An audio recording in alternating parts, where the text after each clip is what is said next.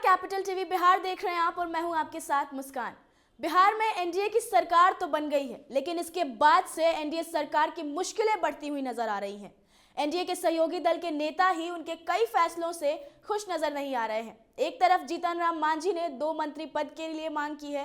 उन्होंने कहा कि हमारे पास 5 विधायक है, इनमें से 4 एमएलए और 1 एमएलसी है, तो हमें 2 मंत्री पद मिलने ही चाहिए। और उनके इस मांग से बिहार में फिर से एक बार सियासत शुरू हो गई है। वहीं मांझी की मांग पर बिहार में बयानबाजी तेज हो गई है। हालांकि जीतन राम मांझी इस मांग से पहले कह चुके हैं कि उन्हें महागठबंधन की ओर से सीएम पद का ऑफर मिला था। ये ठुकरा के एनडीए में शामिल हुए।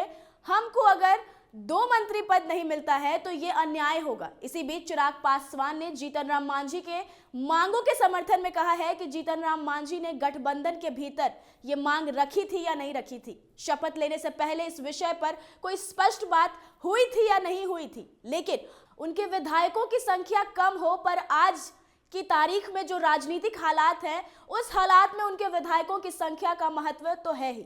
अगर मांझी एक और मंत्री पद की मांग कर रहे हैं तो उस मांग को जरूर सुनना चाहिए, उस पर चर्चा जरूर होनी चाहिए और किसी तरह का अन्याय नहीं होना चाहिए।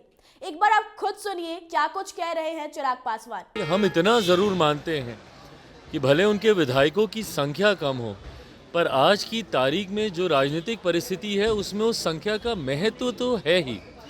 ऐसे में अगर वो ऐसी मांग कर रहे हैं तो ज़रूर उस मांग को सुना जाना चाहिए, उस पर चर्चा ज़रूर होनी चाहिए और उन्हीं के शब्दों में अन्याय नहीं होना चाहिए। तो सुना आपने क्या कुछ कह रहे हैं चिराग पासवान। उनका साफ तौर पे ये कहना है कि जीतन राम मांझी बड़े नेता हैं, उनका सम्मान होना चाहिए।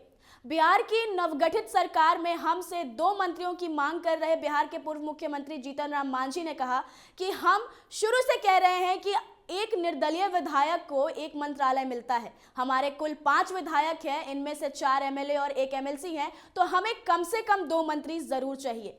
मैंने इस बारे में मुख्यमंत्री नीतीश कुमार, केंद्रीय मंत्री नित्यानंद राय और गृह मंत्री अमित शाह से बात की है। उन्होंने अभी तक सकारात्मक या नकारात्मक बात नहीं कही है। हम समझते हैं कि एक विभाग और मिलेगा तो बहुत अच्छा रहेगा, इससे हमको काम करने में बहुत सुविधा होगी।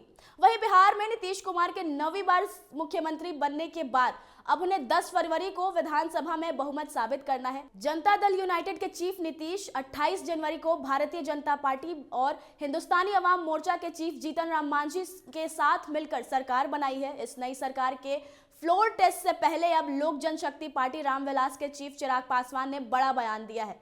उनसे पूछा गया कि बिहार की नई सरकार बनने के बीच खेला करने की बात भी सामने आ रही है। इस पर उन्होंने कहा कि उन्हें नहीं पता कि कौन खेला करेगा। जहां एक तरफ बीजेपी ने नीतीश कुमार और उनकी पार्टी जेडीयू के एनडीए में लेकर कई मुश्किलें हल कर ली हैं, तो वहीं गठबंधन के आगे कई नई समस्या भी आ गई है। दरअसल नीतीश कुमार के एनडीए में आने से बिहार के अन्य सहयोगी दलों की चिंता बढ़ गई है। इसमें चिराग पासवान की लोक जनशक्ति पार्टी और जीतन राम मांझी की हिंदुस्तानी अवाम मोर्चा मुख्य है। ये दोनों दल नीतीश कुमार के कट्टर विरोधी माने जाते हैं और अब नीतीश कुमार के एनडीए में आ जाने से लोकसभा चुनाव में इनकी सीटें कम होने की संभावना है। हालांकि सूत्रों का दावा है कि एनडीए में सीट बंटवारे के गणित के सूत्र तलाशने की पहल भी शुरू हो गई है। कहा जा रहा है कि बीजेपी और जेडीयू बड़े घटक दल है, लेकिन 4 अन्य सहयोगी दलों को भी सम्मानजनक सीट देने की तैयारी की जा रही है, जिससे गठबंधन में मजबूती बनी रहेगी। देखते रहिए कैपिटल टीवी बिहार। धन्यवाद।